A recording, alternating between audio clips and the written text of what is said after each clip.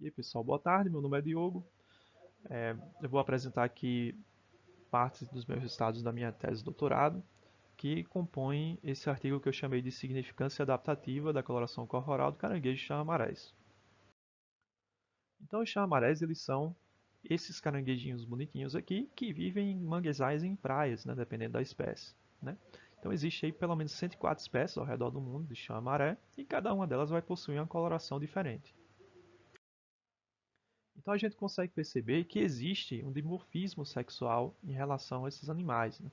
Então os machos eles vão possuir esse quelípodo hipertrofiado, enquanto que as fêmeas não possuem, né? Esse quelípodo é utilizado em confrontos com outros machos e também no seu display reprodutivo, que a gente chama de display de aceno, que é esse display que ele utiliza para tentar atrair fêmeas. Então, se a gente observar a cena da ecologia visual desses animais, a gente vai perceber que tem duas zonas, né? Vai ter a zona social, que é a zona que eles comunicam entre si, essa zona que está abaixo da linha do seu olho, e tem a zona de predação, né, que é a zona que traz risco para o animal. Né? Tudo que está acima dessa zona é um predador. Então a gente percebe que quando ele se comunica de forma horizontal. Né? Então o quelípodo ele passa a informação de forma horizontal para os seus coespecíficos. Enquanto que o predador aviário, que ele observa de cima, ele vai perceber principalmente a sua carapaça, não significando que ele também não perceba aquela, mas a carapaça passa a ser importante nesse caso.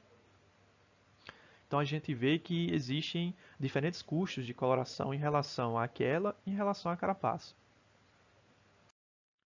Então o objetivo do meu trabalho é analisar a ecologia visual de uma comunidade de chama-maré através de caracterização de cor por espectrofotometria e modelagem visual. A minha principal hipótese é que existem diferenças na conspicuidade entre as regiões corporais que sofrem diferentes pressões sociais de predação, como mostrei para vocês. Minha predição é que as espécies devem possuir colorações crípticas na região vital do corpo, ou seja, a carapaça, e colorações conspícuas no quelípodo utilizado para a sinalização.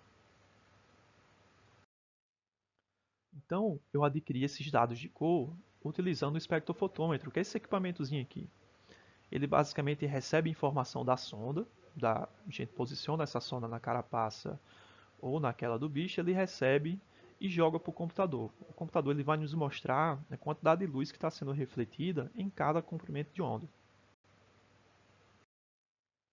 Então essa aqui é a comunidade que eu analisei. A gente tem aqui 5 espécies, né? Pinuca rapax, maracoane, cumulanta, tayeri e o leptodactyl. E aqui eu mostro para vocês onde foi que eu fiz a medição com o espectrofotômetro. Então medi nessa região daquela, em todos eles, e na região da carapaça, em todos eles. Medi machos e fêmeas, e obviamente a fêmea ela não tem aquela, então medi só a carapaça delas. Então esse aqui é meu primeiro resultado em relação à luminância.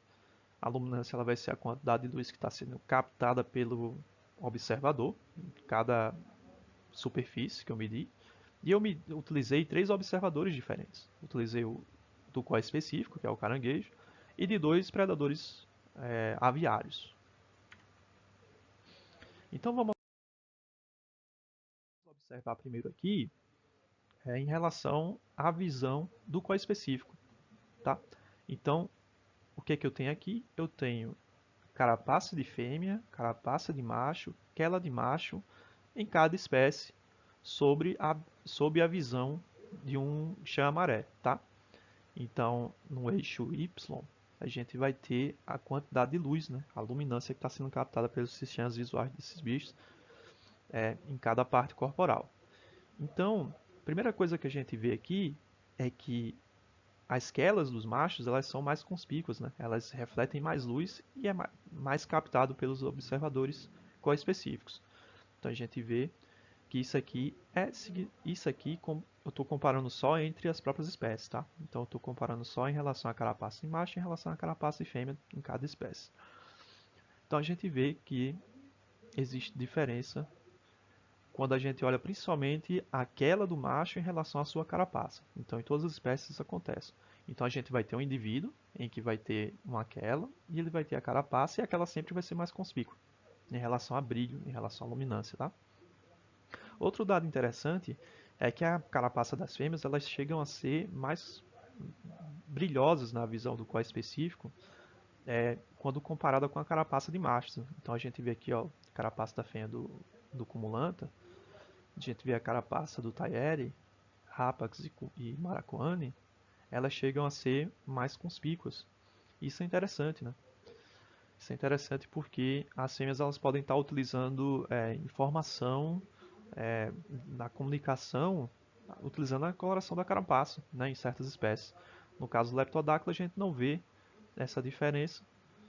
E a gente vê que quando a gente olha para tudo, aquela do Leptodáctilo e do Cumulanta é que tem a maior quantidade de luminância. Tá? Então, se a gente observar agora, essas colorações corporais sobre o sistema visual do Blue Tite, que é um dos predadores, a gente vê que o padrão se mantém. Então, elas são mais conspícuas do que a carapaça dos machos, e que a fêmea ela tende a ser mais conspícua do que a carapaça dos machos. Então, a gente vê que essa diferença, existe diferença estatística aqui, aqui e aqui. Essas duas aqui não existe diferença, mas a gente vê que meio que tem um padrão aí, né, acontecendo. E quando a gente olha para o segundo fenótipo visual do predador, que no caso é o sistema visual do pavão, o padrão também se mantém, tá? Então tudo que eu falei para os anteriores, a gente pode considerar aqui também.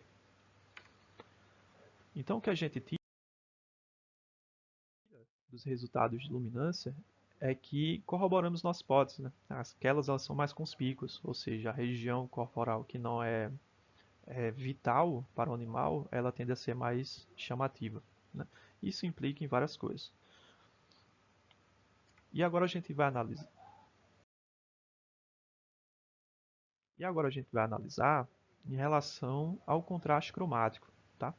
Então, o contraste cromático é quanto o bicho, né, o animal, ele está se destacando contra o seu fundo, né, o seu background, que no caso aí é o substrato do mangue, né, a lama ou a areia do mangue. Então, da mesma forma, eu tenho 3 observadores aqui, e o primeiro é o qual específico.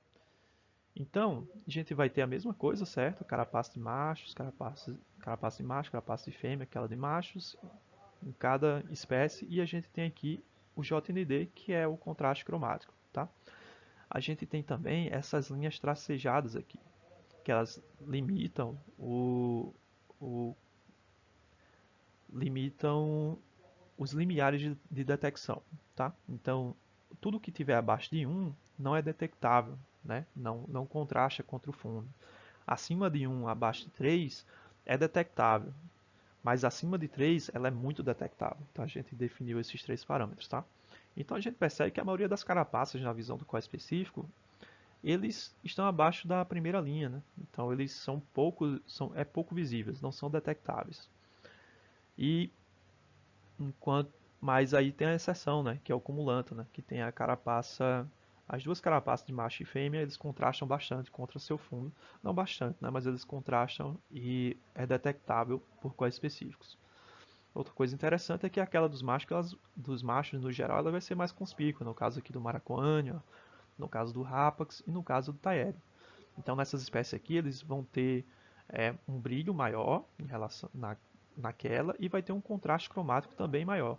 Isso não ocorre em Leptodáctila nem em Cumulanta, mas se a gente lembrar, essas duas espécies foram as que tiveram maior luminância, né, naquela. Então meio que existe um balanceamento aí de conspicuidade.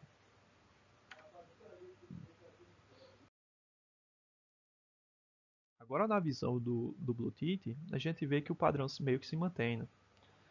Mas é interessante notar que aquela do, do Leptuca Tayeri, ela é muito contrastante, então ela é muito visível. E é interessante também porque esse bicho aqui, ele é um dos maiores que tem lá. Então, isso pode estar relacionado a aposematismo, né? Então, ele meio que exacerba essa sinalização para os predadores eles não, os predadores aprenderem que esse bicho ele consegue se defender, ele tem uma aquela grandona, né? Então, isso não ocorre nas outras espécies. E no na visão do pavão, a gente tem é, o mesmo padrão, né? De que as quelas elas tendem a ser mais conspícuas, né? Elas tendem a contrastar mais. Então ocorre no Leptodáctilo, ocorre no Tayeri, no Rapax e no Maracuani também aqui. Isso é interessante, né? Porque a gente só tem uma exceção aqui que é o cumulanta. Mas o cumulanta, se a gente lembrar lá dos dados de luminância, ele é o que tem aquela mais brilhante, né? Então existe esse contrabalanceamento também. Então, em termos de contraste cromático, a gente corrobora parcialmente nossa hipótese porque vai depender do sistema visual que a gente está observando aquela ou a carapaça e vai também depender da espécie, né? No caso do cumulanta não ocorre, mas nas outras podem ocorrer. Então, é muito interessante que a gente consegue tirar algumas conclusões. Então, as principais conclusões é essa aqui. O quelípido hipertrofiado de machos e chamarais são mais conspícuos do que a carapaça de machos e fêmeas. Porém, vai existir algumas exceções que vai depender do observador e da espécie, beleza? E aí eu termino minha apresentação. Mas aí, se vocês quiserem ver uns resultados extras, eu posso mostrar para vocês aqui. Aí Daniel fique à vontade aí para dar play ou não, se ele quiser. Mas é mas é basicamente os dados de refletância, né? Então, isso aqui eu queria mostrar para vocês. Isso aqui é o dado que a gente pega direto do espectrofotômetro, é o dado bruto de quanto o bicho está refletindo. Então, do Leptuca leptodactyla, ele vai ter aqui, ó, comprimento de onda de 300 a 700 e vai ter a quantidade de luz que está sendo refletida, né, a refletância. E aí a gente vai ter aqui aquela do macho e a carapaça de macho e fêmea. A carapaça do macho é a azul, né, a linha azul, e a carapaça da fêmea é essa linha vermelha aqui. E a gente vê que elas estão bem sobrepostas. E esse aqui é aquela do macho. Ó. Você vê que ele tem um pico de ultravioleta que a gente não consegue enxergar. Então aquela do bicho, ela é amarelada para nossa visão, mas para a visão de um predador, para a visão dos próprios bichos, né, dos próprios chamaréis, essa coloração aqui ela se sobrepõe. Então é uma coloração totalmente diferente do que a gente está acostumado a ver. Então eu vou passar rapidamente só para mostrar. Ó. Isso aqui é a coloração do Leptoca tayeri, de carapaças de fêmeas.